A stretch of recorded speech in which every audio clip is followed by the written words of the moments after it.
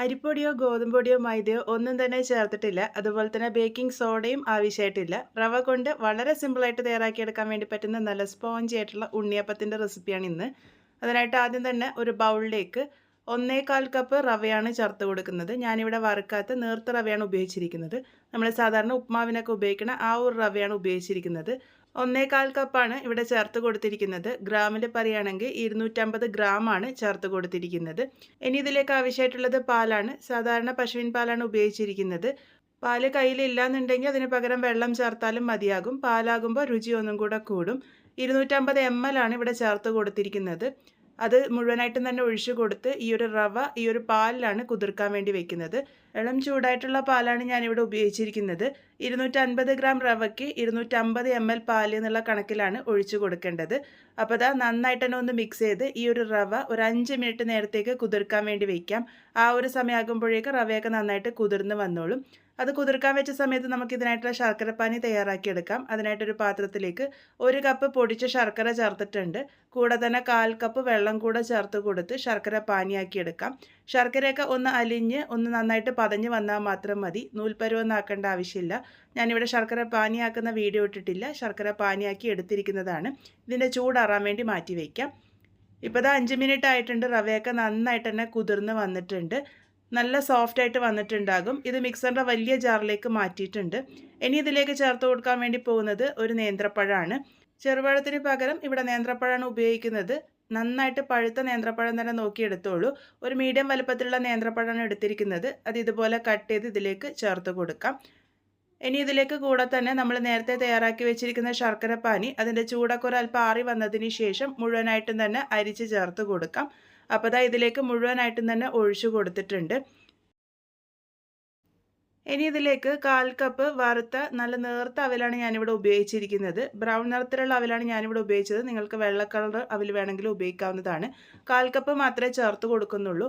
ഇതിലേക്ക് എക്സ്ട്രാ വെള്ളമൊന്നും ചേർത്തിട്ടില്ല. ഈ ഒരു പാകത്തിനാണ് നമ്മളുടെ കൂട്ട് അരച്ചെടുക്കുമ്പോൾ ഉണ്ടാകുക. ഇതിലേക്ക് ഇനി 1 ടീസ്പൂൺ നെയ്യിൽ മൂപ്പിച്ചെടുത്തിരിക്കുന്ന കുറച്ച് തേങ്ങാക്കൊത്താണ് ചേർത്ത് കൊടുത്തിരിക്കുന്നത്. തേങ്ങാക്കൊത്തിന് പ്രത്യേകിച്ച് അളവൊന്നുമില്ല. ഏകദേശം ഒരു 2 ടേബിൾ സ്പൂണിലൊക്കെ ചേർത്ത് കൊടുക്കാവുന്നതാണ്. നെയ്യോട് കൂടിയിട്ട് തന്നെ ഒഴിച്ചു കൊടുത്തോളൂ. നല്ല പോലെ തന്നെ മിക്സ് ചെയ്തെടുക്കാം.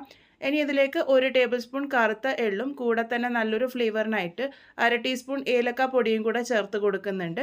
എല്ലാം കൂടെ നന്നായിട്ട് മിക്സ് ചെയ്തെടുത്ത് കഴിഞ്ഞാൽ നമ്മളുടെ കൂട്ട് ഇവിടെ പാകത്തിന് റെഡി ആയിട്ടുണ്ട്. ഇതിലേക്ക് ബേക്കിംഗ് സോഡയൊന്നും ചേർക്കുന്നില്ല.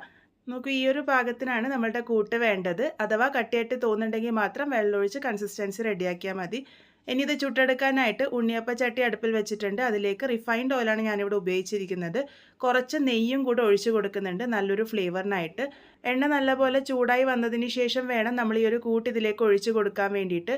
ഓരോ കുഴിയിലും 1/4 ഭാഗത്തോളമായിട്ട് കൂട്ട് ഒഴിച്ച് കൊടുക്കുന്നുണ്ട്. ഇതുപോലെ ഗ്ലാസ്സിലാക്കിയിട്ട് ഒഴിച്ച് കൊടുക്കുകയാണെങ്കിൽ നമുക്ക് ഈസി ആയിട്ട് ഒഴിച്ച് കൊടുക്കാനും പറ്റും. പുറമേ ഒന്നും ആവാതെ ഈസി ആയിട്ട് തയ്യാറാക്കി എടുക്കാൻ വേണ്ടി പറ്റും. അപ്പോൾ ഇതുപോലെ ഞാൻ ഒഴിച്ച് കൊടുത്തിട്ടുണ്ട്. ഇത് ഒഴിച്ച് കൊടുത്താൽ പിന്നെ മീഡിയം ഫ്ലെയിമിലാക്കി വെക്കാൻ വേണ്ടി മറക്കരുത്. ഒരുപാട് ഹൈ ഫ്ലെയിമിൽ വെച്ച് ഇത് കുക്ക് ചെയ്യരുത്. മീഡിയം ഫ്ലെയിമിൽ വെച്ചിട്ട് വേണം ഇത് കുക്ക് ചെയ്തെടുക്കാൻ വേണ്ടിയിട്ട്. കുറച്ച് സമയം കഴിയുമ്പോഴേക്കും അതിൻ്റെ ഒരു ഭാഗം നന്നായിട്ട് ഫ്രൈ ആയിട്ട് അതിങ്ങനെ മുകളിലേക്ക് പൊങ്ങി വരും. ആ ഒരു സമയത്ത് നമുക്കിത് മറിച്ചിട്ട് കൊടുക്കാം. അങ്ങനെ തിരിച്ചും മറിച്ചാക്കിയിട്ട് 2 ഭാഗവും നല്ലൊരു ഗോൾഡൻ ബ്രൗൺ കളർ ആകുന്നത് വരെ മീഡിയം ഫ്ലെയിമിൽ വെച്ചിട്ട് തന്നെ കുക്ക് ചെയ്യാൻ വേണ്ടിയിട്ട് ശ്രദ്ധിക്കുക. ഒരുപാട് സമയമൊന്നും എടുക്കില്ല ഇത് കുക്കായിട്ട് കിട്ടാൻ വേണ്ടിയിട്ട്. അപ്പോൾ ഇതിപ്പോൾ നോക്കൂ, നല്ലൊരു ഗോൾഡൻ ബ്രൗൺ കളർ ആയിട്ടുണ്ട്. ഈ ഒരു കളറാകുമ്പോൾ നമുക്കിത് എണ്ണയിൽ നിന്നും കോരി മാറ്റാം. 2 ഭാഗവും നന്നായിട്ട് തന്നെ മൊരിഞ്ഞ് വന്നിട്ടുണ്ട്. ഇതിങ്ങനെ കുത്തി നോക്കുമ്പോൾ നമ്മളുടെ ആ ഒരു സ്ക്യൂവറിൽ പറ്റിപ്പിടിക്കാതെ കിട്ടുന്നുണ്ടെങ്കിൽ ഇത് നന്നായിട്ട് വെന്തെന്ന് മനസ്സിലാക്കാൻ വേണ്ടി പറ്റും. അപ്പോൾ ഇവിടെ ഞാൻ എല്ലാം തന്നെ കോരി എടുത്തിട്ടുണ്ട്. ഒട്ടും തന്നെ എണ്ണയൊന്നും കുടിച്ചിട്ടില്ല, നിങ്ങൾക്ക് കാണുമ്പോൾ തന്നെ മനസ്സിലാകുന്നുണ്ടാകും.